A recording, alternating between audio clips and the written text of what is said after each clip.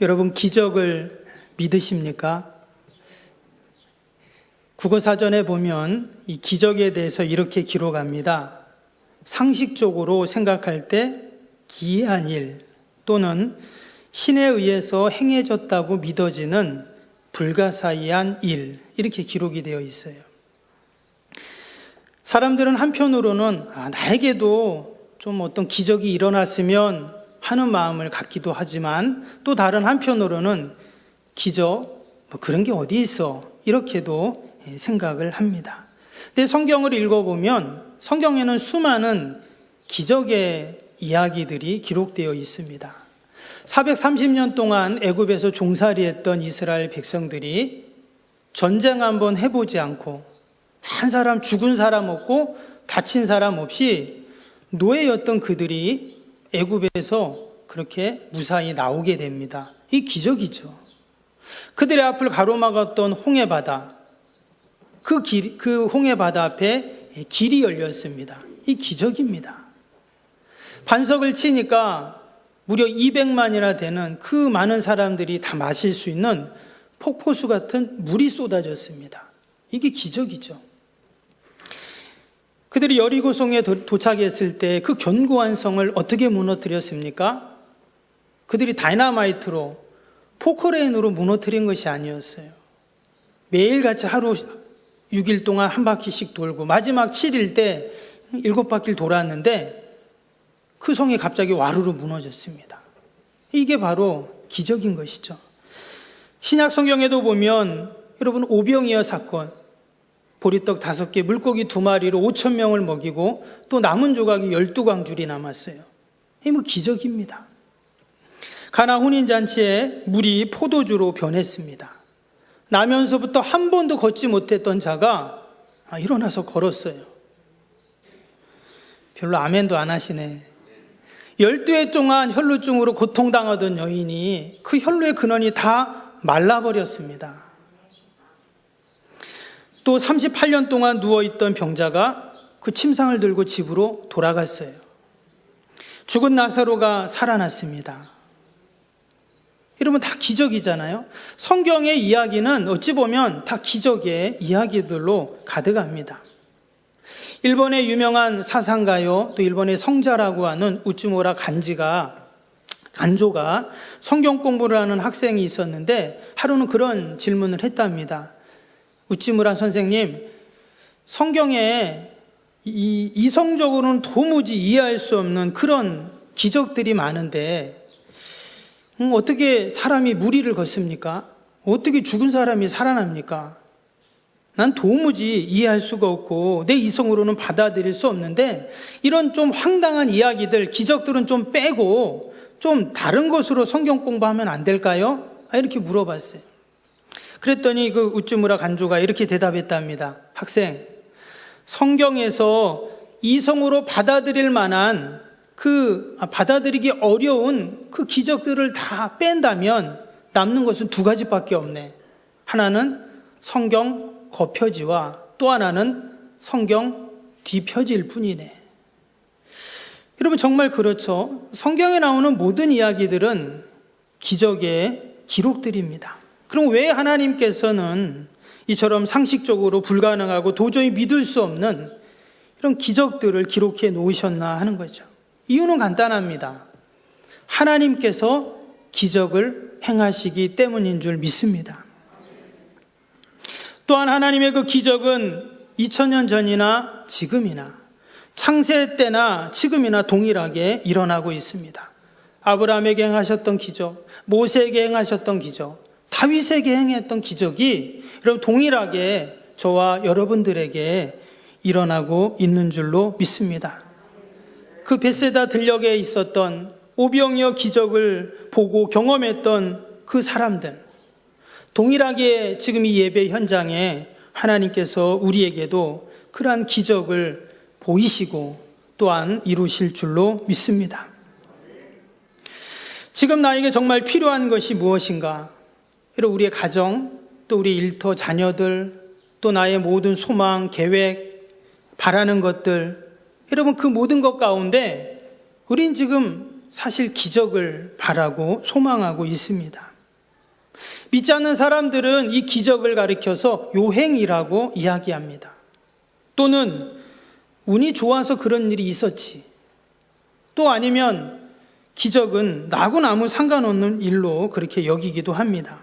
그러나 성경을 보면 모든 믿음의 사람들은 기적을 경험했어요. 우리 성도들은 성경을 하나님의 말씀으로 또 진리로 우리는 받아들인 자들입니다. 동일하게 성경에 나오는 모든 기적들은 지어낸 이야기가 아니라 전지전능하신 하나님이 직접 행하신 여러분 역사인 줄로 믿습니다. 아멘. 우리가 6월 한 달 기적을 행하시는 하나님이라는 제목으로 함께 말씀을 나눌 때 하나님이 우리의 가정과 교회와 이 민족 가운데 행하시는 우리가 그 기적을 보고 또 경험하는 그러한 은혜가 있기를 주님의 이름으로 축복합니다. 우리가 살아가면서 절망하고 또 나의 한계를 가장 절감하는 순간이 있는데 그것은 바로 죽음의 문제입니다. 특별히 사랑하는 사람의 죽음 앞에서 우리는 너무나도 절망하게 됩니다. 그토록 기도하고 또 그렇게 애를 썼음에도 불구하고 그 사랑하는 사람이 죽을 때 얼마나 큰 절망감이 옵니까? 이번에 아무리 현대 과학이 발달하고 의술이 발달하고 100세 시대를 말하고 심지어 200세 불로학을 이야기하는 사람도 있습니다. 그러나 죽음은 언제 어느 때 찾아올지 모르고 누구도 피해갈 수 없는 숙명이죠. 죽음은 우리에게 말로 다 할 수 없는 슬픔과 두려움과 허물을 가져다 줍니다. 우리는 죽음이라는 문을 통해서 하나님의 나라 천국에 들어가는 것을 믿습니다. 아멘. 근데 오랫동안 이 땅에서 사랑과 정을 나눴던 사랑하는 사람들의 죽음을 보면 그것을 보고 기뻐하고 즐거워할 사람은 아무도 없습니다. 다들 슬퍼합니다. 오늘 본문에도 보면 참으로 침통하고 슬픈 죽음의 이야기가 나옵니다. 예수님의 고향이신 나사렛에서 아래로 조금 내려오면 나인이라는 성이 있습니다. 이 나인이라는 곳은요, 조그만 마을이었는데 앞에 넓은 평지가, 에스들론 평지가 펼쳐져 있는 정말 아름다운 마을입니다. 나인이라는 말 자체가 즐거운, 귀여운이라는 그런 뜻입니다. 그래서 이 동네 이름처럼 사람들은 늘 기쁘고 즐겁고 또 한가족처럼 지내는 그러한 마을이었어요. 근데 이런 마을에 슬픈 장례가 있습니다.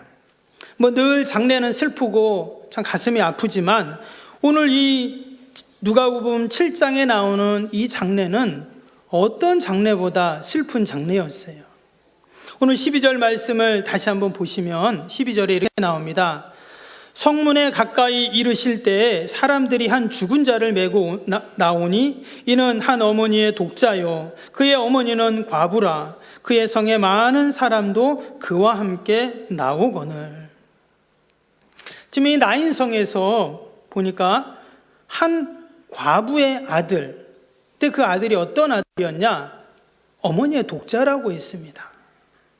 독자 아들이 지금 죽어서 장례를 치르고 있는 것이죠. 과연 이 장례가 어떤 장례일까요? 너무나 가슴 아픈 그러한 장례입니다. 예수님 당시 이스라엘의 이 장례 문화를 보면 사람이 죽으면 그것은 한 가족과 가정의 문제로 끝나지 않고요, 마을 전체의 장례가 되었습니다. 그래서 마을의 어른들이 장례위원회를 그렇게 만들어서 장례를 주관하게 됩니다. 신명기 21장 23절에 보면 그 시체를 그날에 장사하라 하는 그런 율법이 있는데 그 말씀대로 사람들은 24시간 안에 장례를 진행하게 됩니다. 유대인들은 사람이 흙으로 왔기 때문에 빨리 흙으로 보내는 것을 그 사람의 고인에 대한 예우로 그렇게 여겼습니다.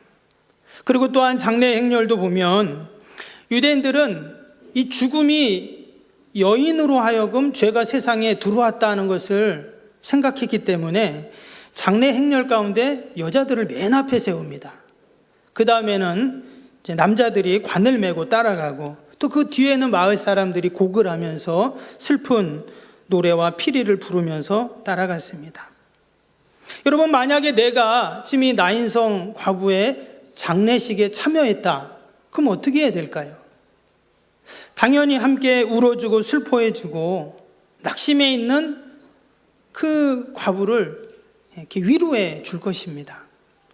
그런데 오늘 예수님은 어떻게 하셨는가?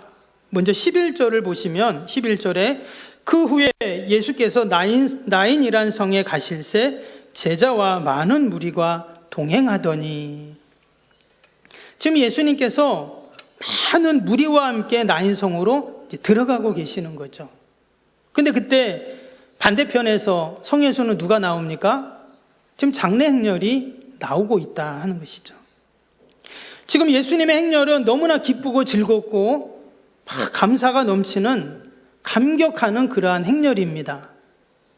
왜냐하면 예수님은 가는 곳마다 놀라운 기적을 행하시기 때문이죠.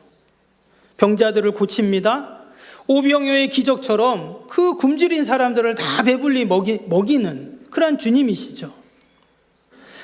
그리고 하늘의 진리, 한 번도 들어보지 못한 복음을 사람들에게 이야기해 줍니다. 그래서 사람들은 늘 예수님을 따라다녔고 예수님 주에는 많은 무리들이 모였어요. 이 행렬은 한마디로 생명의 행렬이었습니다. 반면에 나인성에서 나오는 이 장례 행렬은 어떨까요? 말 그대로 초상집 분위기입니다. 집안에 가장이 없어요. 도리어 가장의 그 역할을 하던 독자 아들이 죽은 것입니다. 요즘은 좀 다르지만 이 예수님 당시의 과부는요, 과부가 되었다라는 것은 엄청난 시련과 극심한 가난과 고독이 기다린다는 것을 전제합니다. 많은 날들 분명 눈물로 보냈을 것이고 허리가 휘도록 일을 했을지도 모릅니다. 분명히 과부에게 있어서 아들은 어떠한 존재인가? 유일한 희망이고 슬픔과 그 괴로움을 다 버티게 해준 그러한 이유가 되죠. 아들은 자신의 모든 전부와도 같았음에 틀림이 없습니다. 근데 그런 아들이 오늘 말씀해 보니까 이제 장성하여 청년이 되었어요. 때문에 이 과부는 바랄 것이 없습니다. 그리고 아들은 큰 기쁨이 되었죠. 그런데 이러한 아들이, 이러한 기쁨과 기대가 얼마 가지 못해서 이제 아들이 죽어버린 거예요. 너무나 안타까운 일이죠. 그래서 많은 동네 사람들이 그 마지막 아들이 가는 길, 또 슬픔에 빠져있는 그 과부를 위해서 조금이나마 위로해 주기 위해 그 장례 행렬에 동참한 것입니다. 그래서 이 장례 행렬은 절망의 행렬이었어요. 여러분, 절망의 행렬과 생명의 행렬이 서로 만났습니다. 어떤 일이 일어날까요?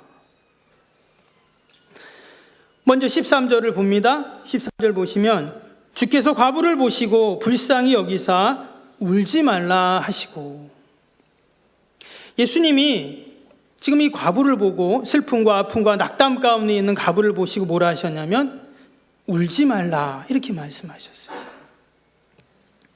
즉 이 여인을 예수님이 불쌍히 여기셨다는 것입니다. 하나님은 늘 우리 하나님의 택한 백성들을 여러분 보고 계시고 불쌍히 여기시는 줄로 믿습니다. 결코 예수님은 우리를 그냥, 어려움에 처해 있는 우리를 그냥 지나치지 않으신다는 거예요. 우리를 불쌍히 여기신다 이렇게 말씀해요.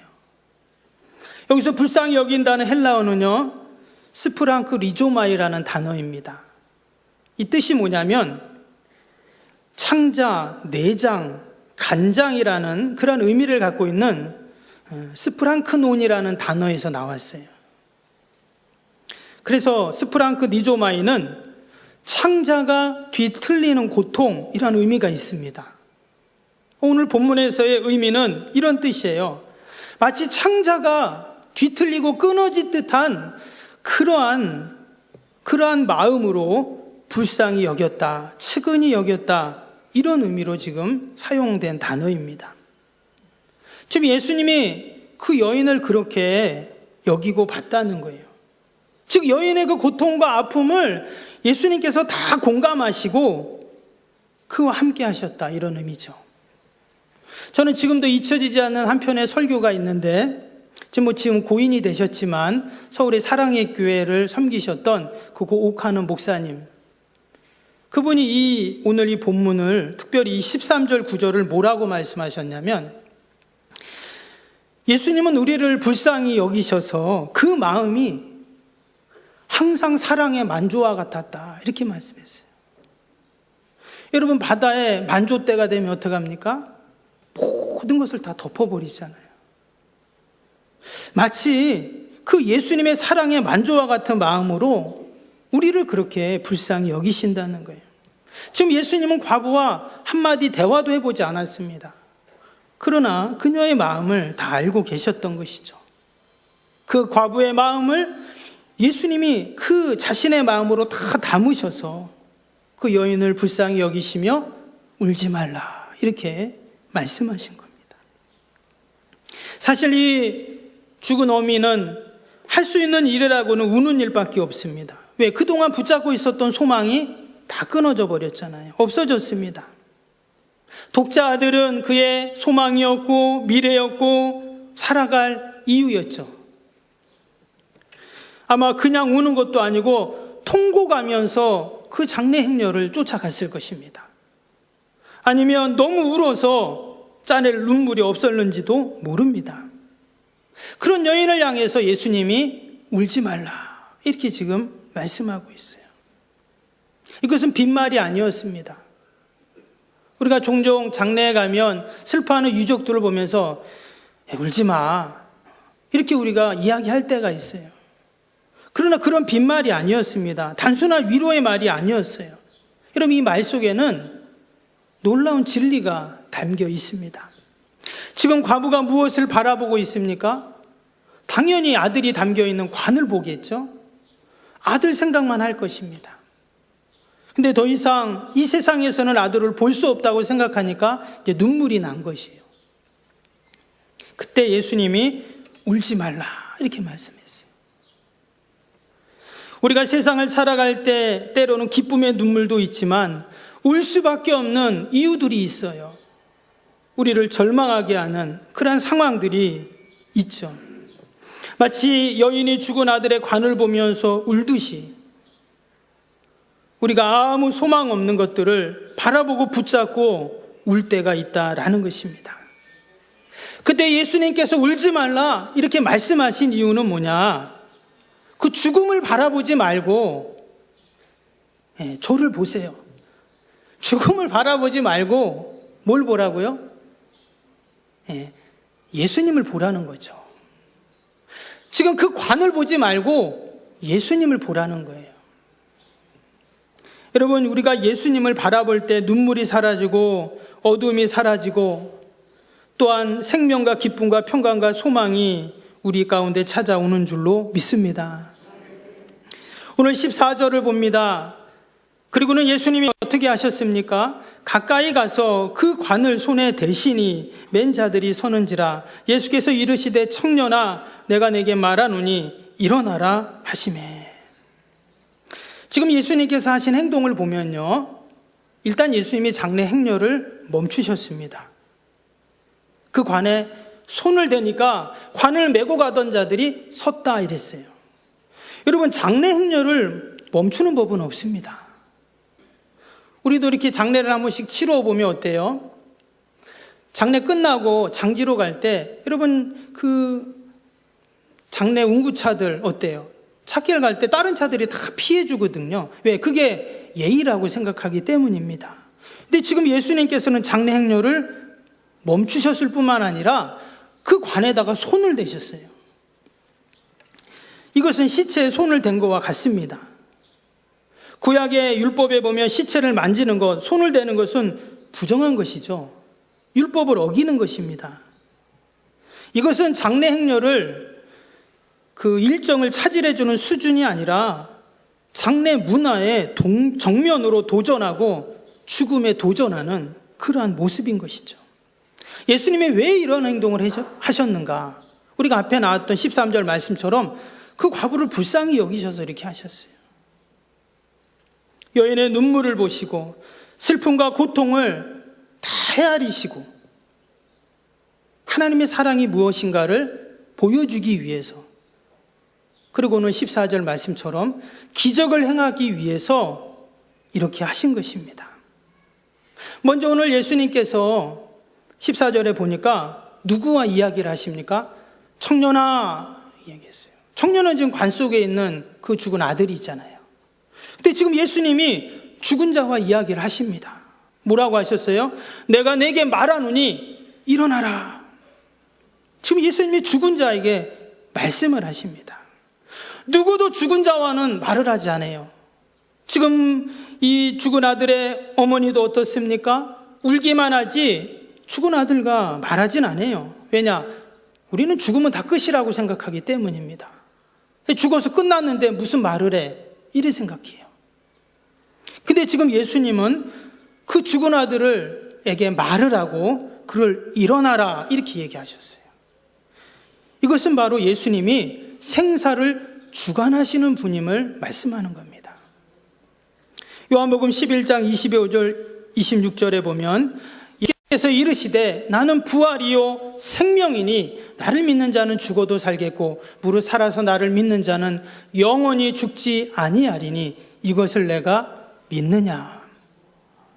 믿습니까? 네. 아멘. 또 계시록 1장 18절 말씀 보면 곧 살아있는 자라 내가 전에 죽었었노라 울지어다 이제 세세토록 살아있어 사망과 음부의 열쇠를 가졌노니.